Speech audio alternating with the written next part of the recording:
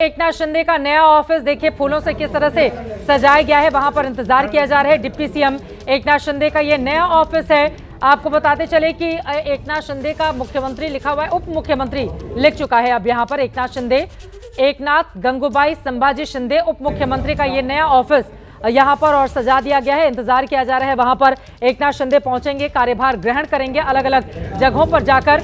और ये तस्वीरें सबसे पहले सामने आ गई हैं डिप्टी सीएम एकनाथ शिंदे की, जो अब से थोड़ी देर पहले तक कार्यवाहक मुख्यमंत्री के तौर पर जिम्मेदारी संभाल रहे थे और अब डिप्टी सीएम के तौर पर उनका एक नया रोल शुरू हो गया है। ये भी अपने आप में बेहद दिलचस्प है। मैं चाहूंगी चौहान जी अपनी बात को पूरी करें, उसके बाद मैं आऊंगी कि कैसे एक डिप्टी सीएम चीफ मिनिस्टर बन जाता है और जो चीफ मिनिस्टर रहता है वो डिप्टी सीएम बन जाता है। ये भी अपने आप में महाराष्ट्र ने एक रिकॉर्ड ही कायम किया है आज की तारीख में। चित्रा जी, देखिए, पहली बात तो ये है कि हमें जनादेश जो मिला उसका हम सम्मान करते हैं, पूरा सम्मान करते हैं। अभी जनादेश जो मिला है, भले ही हमारी संख्या सीमित है, लेकिन विपक्ष के नाते हमें मजबूती से जनता को न्याय देने के लिए जहां जहां जरूरत होगी हमें खड़ा रहना पड़ेगा। दूसरी बात मैं ये कहना चाहूंगा, अगर आपको लगता है कि अब विपक्ष कमजोर है, उसके पास संख्या ही नहीं है, तो ऐसे समय मैं आपसे भी एक अपील करना चाहूंगा। आप लोकतंत्र में मीडिया चौथा पिलर रहती है। अगर आपको लगता है कि विपक्ष कमजोर है, तो आपने हमारे साथ रहना चाहिए जहां पर हम सही हो, जहां पर जनता को न्याय दिलाने की बात आती है। तो ये इसके बारे में आपने, मीडिया ने भी सोचना चाहिए। सर, मीडिया को विपक्ष के नेताओं के साथ नहीं रहना है सर, जनता के साथ रहना है। मीडिया अगर नेताओं के साथ खड़ा होने लगा ना तो फिर जनता हमें नकार देगी। हम जनता के साथ खड़े हैं और जनता का ये जनादेश है। महेश चौहान जी, ये सही बात है, ठीक है, चूंकि यहाँ पर एक अलग तरह का सवाल है, जनादेश है, लेकिन इसी के साथ ही साथ आप लोगों को पैनी नजर भी रखनी होगी सत्ता पक्ष पर और दूसरी तरफ आत्ममंथन भी करना होगा खुद के भीतर की 5 महीने में कहां से कहां आ गए आप लोग।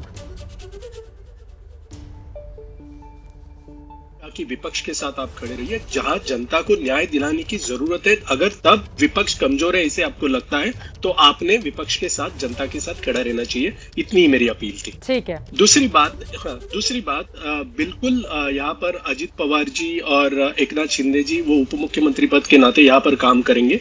हमने अभी देखा कि ये डिसीजन लेने के लिए, मुख्यमंत्री की शपथ लेने के लिए उन्हें 12 दिन लगे। चलो, भले थोड़ा इंतजार करना पड़ा, लेकिन इसके आगे वो एकजुटता से काम करे जनता के लिए, ऐसे मैं उम्मीद रखता हूँ।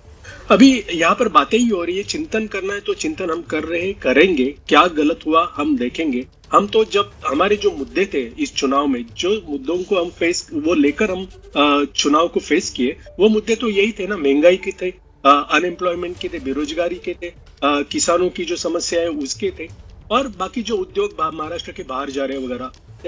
ऐसे कहा जा रहा है अब कि उसको लोगों ने नकारा, लेकिन हम नहीं मानते कि ये मुद्दों को लोगों ने नकारा है। अब मैं यहाँ पर और 2 टिप्पणियां करना चाहूंगा। लाडली बहन योजना का क्रेडिट एकनाथ जी शिंदे भी ले रहे हैं और महायुति के सभी नेता ले रहे हैं। उनको ऐसा लग रहा है कि ये जो चुनाव में उन्होंने जीत हासिल की, उसमें बहुत ज्यादा इसका ये योजना का सहभाग था।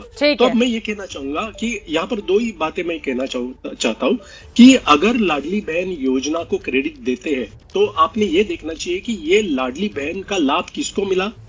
जिस महिला के पूरे फैमिली की इनकम, सालाना इनकम 2,50,000 से कम है, और लाभ कितनी महिलाओं को मिला, 2.5 करोड़ महिलाओं को लाभ मिला। इसका मतलब यह है कि 2.5 करोड़ फैमिलीज महाराष्ट्र में ऐसी है कि जिनका सालाना इनकम 2,50,000 से कम है, वो बहुत ही कम है। ठीक है। और अगर एक फैमिली में 4 लोग हैं, ऐसे हम लोग ने माना, तो महाराष्ट्र की जनसंख्या है 12 करोड़, उसमें से 10 करोड़ लोग ऐसे हैं जिनकी फैमिली की इनकम सालाना 2,50,000 से कम है। तो इस पर काम होना जरूरी है। ठीक है, लाडली बहन को मदद की। ये बड़ी बात आपकी ओर से कही जा रही है। देखिए, 1967 के बाद दरअसल महेश चौहान जी, ऐसा पहली बार हुआ है जब विपक्ष का नेता बनने लायक भी जनादेश विपक्ष की किसी भी पार्टी को नहीं मिला है। इसी वजह से मेरा ये सवाल